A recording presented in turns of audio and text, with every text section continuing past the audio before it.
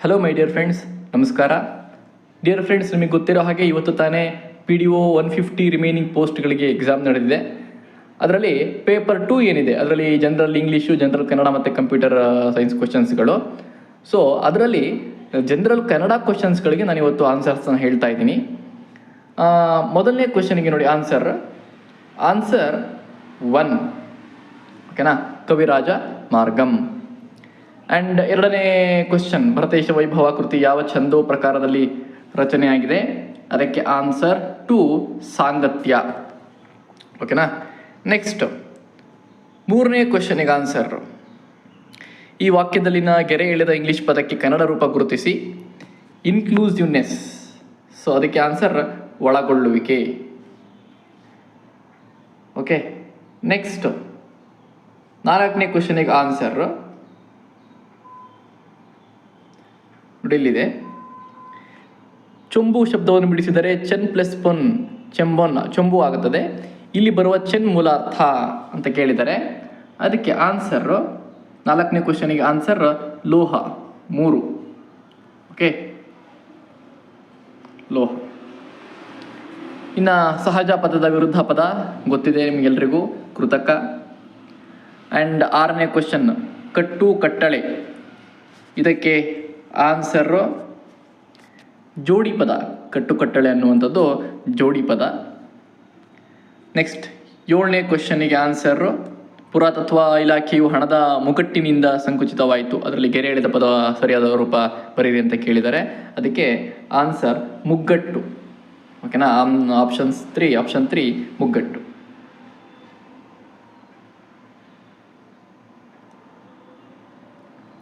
Next Tora ಪದದ ಅರ್ಥ, 8ನೇ question. ಇದಕ್ಕೆ ಆನ್ಸರ್ 2, ದಪ್ಪ. ಓಕೆ. ನೆಕ್ಸ್ಟ್ 9ನೇ ಕ್ವಶನ್, ಗದ್ಯಾಣ ಎಂದರೆ ಅಂತ ಕೇಳಿದ್ದಾರೆ. ಗದ್ಯಾಣ ಅಂತಂದರೆ ಹಣದ ರೂಪ. ನೆಕ್ಸ್ಟ್ 10ನೇ ಕ್ವಶನ್ನು, ನೇಸರು ಇದೊಂದು ಅಂತ ಕೇಳಿದ್ದಾರೆ. ಅದಕ್ಕೆ ನೇಸರು ಅನ್ನುವಂಥದ್ದು ಒಂದು ದೇಸಿ ಪದ.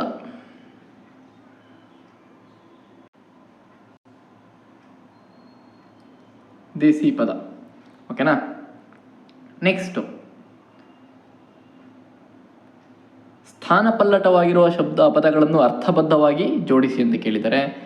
ಇದಕ್ಕೆ ಆನ್ಸರ್, 11ನೇ ಕ್ವಶನಿಗೆ ಆನ್ಸರ್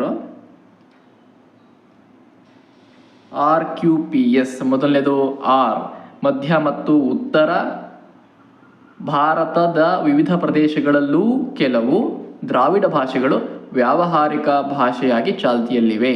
ಸೊ ಅದು ಸಂಪೂರ್ಣ ಆಗುತ್ತೆ. ಸೊ ಹಾಗಾಗಿ ಆಪ್ಷನ್ 1. ಆ್ಯಂಡ್ ನಾನು ಮೊದಲೇ ಹೇಳಬೇಕಾಗಿತ್ತು, ಇದು ಕ್ವಶನ್ ಪೇಪರ್ ಸೀರೀಸ್ ಎಸ್ ಅನ್ನುವಂಥ ಸೀರೀಸು. ಡುಂಡುಚಿ ಎಂದರೆ ಅಂತ ಹೇಳಿದ್ದಾರೆ. ಡುಂಡುಚಿ ಎಂದರೆ ಅಂತಂದರೆ ಇದಕ್ಕೆ ಆನ್ಸರು ವಾದ್ಯ, ದಪ್ಪ ಚರ್ಮದ ವಾದ್ಯ ಅಂತ ಕೊಡ್ತಾರೆ. ದಪ್ಪ ಚರ್ಮದ ವಾದ್ಯ ಅಂತಿದೆ ಆನ್ಸರ್. ಡುಂಡುಚಿ ಎಂದರೆ ವಾದ್ಯ. ನೆಕ್ಸ್ಟು ಚಕ್ಕುಬಂದಿ ಪದದ ಮೂಲ ಅಂತ ಕೇಳಿದರೆ. ಅದಕ್ಕೆ ಚಕ್ಕುಬಂದಿ ಪದದ ಮೂಲ ಪಾರ್ಸಿ. ಓಕೆ. ನೆಕ್ಸ್ಟ್ 14ನೇದು, ಧಾತುವಿಗೆ ಲಿಂಗ, ವಚನ, ಪುರುಷವಾಚಕಗಳನ್ನು ಸೇರಿಸುವ ಪ್ರತ್ಯಯ ಅಂತ ಕೇಳಿದರೆ 14. ಅದಕ್ಕೆ ಆನ್ಸರ್ ಅಖ್ಯಾತ ಪ್ರತ್ಯಯ. ಓಕೆ. 15ನೇ ಕ್ವಶನಿಗೆ ಕೋರಿಕೆ, ಹಾರೈಕೆ ಈ ಪದಗಳು ಯಾವ ಕ್ರಿಯಾಪದಗಳ ಗುಂಪಿಗೆ ಸೇರುತ್ತವೆ? 15 ಆಪ್ಷನ್ ವಿದ್ಯಾರ್ಥಕ. 15ಕ್ಕೆ ಆಪ್ಷನ್ 3 ವಿದ್ಯಾರ್ಥಕ. ಓಕೆನಾ. ನೆಕ್ಸ್ಟ್ 16 ಪರಿಮಾಣವಾಚಕಕ್ಕೆ ಉದಾಹರಣೆಗಳು ಅಂತ ಕೇಳಿದರೆ 16ನೇದಕ್ಕೆ ಆನ್ಸರ್ ಅಷ್ಟು ಇಷ್ಟು 4, ಅಷ್ಟು ಇಷ್ಟು ಅನ್ನುವಂಥದ್ದು ಪರಿಮಾಣವಾಚಕ. ನೆಕ್ಸ್ಟು ಛದ್ಮ, ಇದರ ಸಮಾನಾರ್ಥಕ ಪದ. ಇದು ಕೂಡ ಗೆಸ್ ಮಾಡ್ಬೋದು. ಆಪ್ಷನ್ 3 ವೇಷಾಂತರ. 17ಕ್ಕೆ ಛದ್ಮ ಅಂದರೆ ವೇಷಾಂತರ. ನೆಕ್ಸ್ಟ್ 18 ಮೋಕ್ಷ, ಇದರ ಸಮಾನಾರ್ಥಕಗಳು ಕೇಳಿದರೆ ಕೈವಲ್ಯ ಅಥವಾ ನಿರ್ವಾಣ ಅಂತ ಹೇಳ್ತಾರೆ. 18ನೇದಕ್ಕೆ ಆನ್ಸರ್ 1. ಓಕೆ. ನೆಕ್ಸ್ಟ್ 19 ವೃದ್ಧಿ ಇದರ ವಿರುದ್ಧ ಪದ ಕ್ಷಯ. ವೃದ್ಧಿ ಇದರ ವಿರುದ್ಧ ಪದ ಕ್ಷಯ.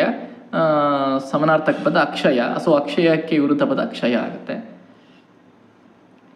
ನೆಕ್ಸ್ಟ್ ಡ್ಯಾಶ್ ಅಲ್ಲಿ ಸಪ್ತಮಿ ಪ್ರತ್ಯಯದಿಂದ ಡ್ಯಾಶ್ಗೆ ವಿರುದ್ಧ ಚತುರ್ಥಿ ಪ್ರತ್ಯಯಕ್ಕೆ ಪಲ್ಲಟಿಸಿದರು ಅರ್ಥ ಕೆಡದ ವಾಕ್ಯವನ್ನು ಗುರುತಿಸಿ ಅಂತ ಕೇಳಿದ್ದಾರೆ. ಅದಕ್ಕೆ ಆನ್ಸರ್ 20ನೇದಕ್ಕೆ ಆನ್ಸರು 1ನೇದು ಇರಬಹುದು. ಅವಳಲ್ಲಿ ಸಾಮರ್ಥ್ಯವಿಲ್ಲ ಇರಬಹುದು. ಓಕೆ, ನೆಕ್ಸ್ಟು 21ನೇದು ಪಲ್ಲಟಗೊಂಡಿರುವ ಈ ಕೆಳಗಿನ ಸಾಲುಗಳನ್ನು ಕ್ರಮಾನುಸಾರವಾದ ಅರ್ಥದಲ್ಲಿ ಜೋಡಿಸಿ ಅಂತ ಕೇಳಿದರೆ ಇದಕ್ಕೆ ಆನ್ಸರು 21ನೇದಕ್ಕೆ ಆನ್ಸರು 3 QPSR. ಕ್ಯೂ ನಮ್ಮ ದೇಶ ಈಗ ಒಂದು ವಿಶೇಷವಾದ ಯುಗ ಪರಿವರ್ತನೆಯ ಪ್ರವಾಹಕ್ಕೆ ಇರ್ಬೋದು ಸಿಕ್ಕಿದೆ. ನೆಕ್ಸ್ಟ್ ಈ ಪ್ರವಾಹ ಬರುತ್ತಾ ಸ್ಪಷ್ಟವಾಗುತ್ತಿದೆ, ಏನೋ ಅದು ಸ್ವಲ್ಪ ಮಿಸ್ ಆಗಿದೆ, ಬಂದಿಲ್ಲ ಫೋಟೋದಲ್ಲಿ, ಇರಲಿ. ನೆಕ್ಸ್ಟು ಎಸ್ ಇಂಗ್ಲೀಷ್ ವಿದ್ಯಾಭ್ಯಾಸ ಮತ್ತು ಪಾಶ್ಚಾತ್ಯ ತಂತ್ರಜ್ಞಾನ. ಆರ್ ನಮ್ಮ ದೇಶಕ್ಕೆ ಎಂದು ಬಂದೆವು ಅಂದಿನಿಂದಲೇ ಈ ಪರಿವರ್ತನೆ ಪ್ರಾರಂಭವಾಗಿದೆ. ಓಕೆ, ಸೊ ಇಲ್ಲಿ ನೋಡ್ಕೊಳ್ಳಿ, ಸೀರೀಸ್ ನೋಡ್ಕೊಳ್ಳಿ, QPSR. Okay, next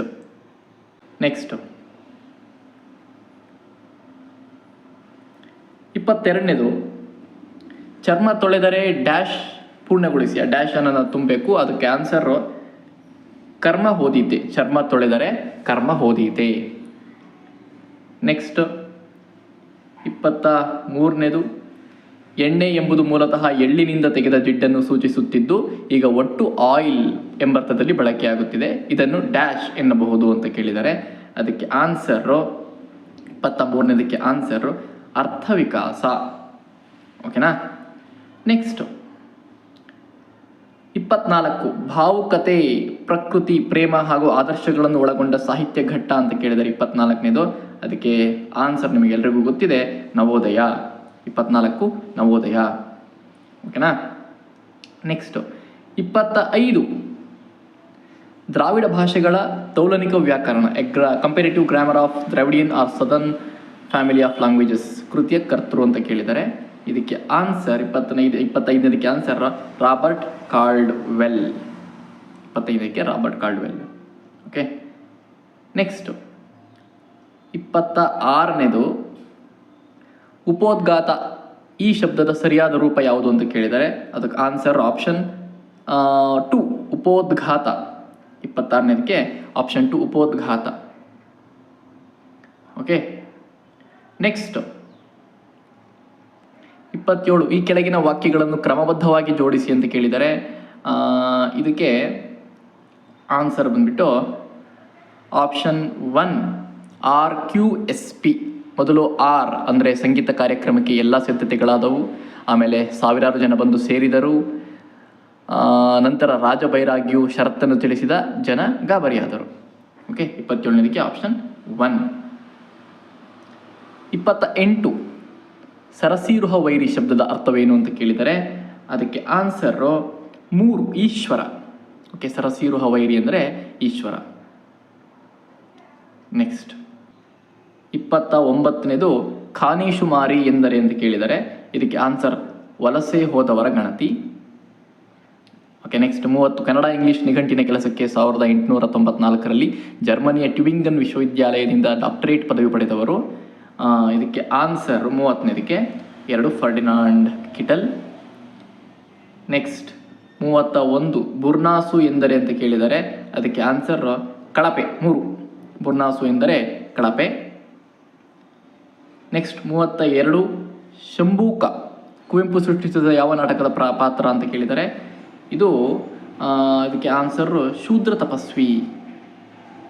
okay. Next 33ನೇದಕ್ಕೆ answer 33 ಇದಕ್ಕೆ ಆಪ್ಷನ್ 2 ತಮಟಕಲ್ಲು ಶಾಸನ. ನೆಕ್ಸ್ಟ್ 34 ನೀನು ಬಿಡು ಮಹಾನ್ ಬೃಹಸ್ಪತಿ ವಾಕ್ಯದಲ್ಲಿ ಬೃಹಸ್ಪತಿ ಪದಕ್ಕಿರುವುದು ವ್ಯಂಗ್ಯಾರ್ಥ. 34ನೇದಕ್ಕೆ ಆಪ್ಷನ್ ವ್ಯಂಗ್ಯಾರ್ಥ.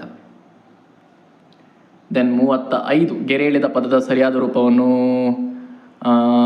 ಇದೇನು ಸಮಥಿಂಗ್ ಏನೋ ಇದೆ, ಅದಕ್ಕೆ ಆನ್ಸರ್ 35 ಆನ್ಸರ್ ಉತ್ಕೃಷ್ಟ 2, ಆಪ್ಷನ್ 2 ಉತ್ಕೃಷ್ಟ. ಓಕೆ, ಸೊ ಡಿಯರ್ ಫ್ರೆಂಡ್ಸ್, ಇಲ್ಲಿಗೆ ನಾನು 35 ಕ್ವಶನ್ಸ್ಗಳಿಗೆ ಆನ್ಸರ್ನ ಹೇಳಿದ್ದೀನಿ. ಯಾವುದಾದ್ರೂ 1-2 ಏನಾದರೂ ಚೇಂಜಸ್ಗಳಾದರೆ ಕ್ಷಮಿಸಿ. ಆ್ಯಂಡ್ ಐ ಹೋಪ್ ಎಲ್ರಿಗೂ ಆನ್ಸರ್ಸ್ ಗೊತ್ತಾಗಿದೆ ಅಂತ ಅಂದ್ಕೊಂಡಿದ್ದೀನಿ. ಆಲ್ಮೋಸ್ಟ್ 99% ಈ ಆನ್ಸರ್ಸ್ಗಳು ಆ್ಯಕ್ಯುರೇಟ್ ಆಗಿರುತ್ತೆ. 1-2 ಕ್ವಶನ್ಸ್ಗಳು ಎಕ್ಸ್ಚೇಂಜ್ ಆಗ್ಬೋದು ಅಥವಾ ಚೇಂಜಸ್ಗಳಾಗ್ಬೋದು, ಚಾನ್ಸಸ್ ಕಡಿಮೆ ಇದೆ. ಈ ವಿಡಿಯೋ ನೋಡಿದ್ದಕ್ಕಾಗಿ ಥ್ಯಾಂಕ್ ಯು. ಆ್ಯಂಡ್ ಯಾರ್ಯಾರು PDO ಎಕ್ಸಾಮ್ಸ್ ಬರೆದಿದ್ದಾರೆ ಅವರಿಗೆ ಈ ವಿಡಿಯೋನ ಶೇರ್ ಮಾಡಿ. Thank you.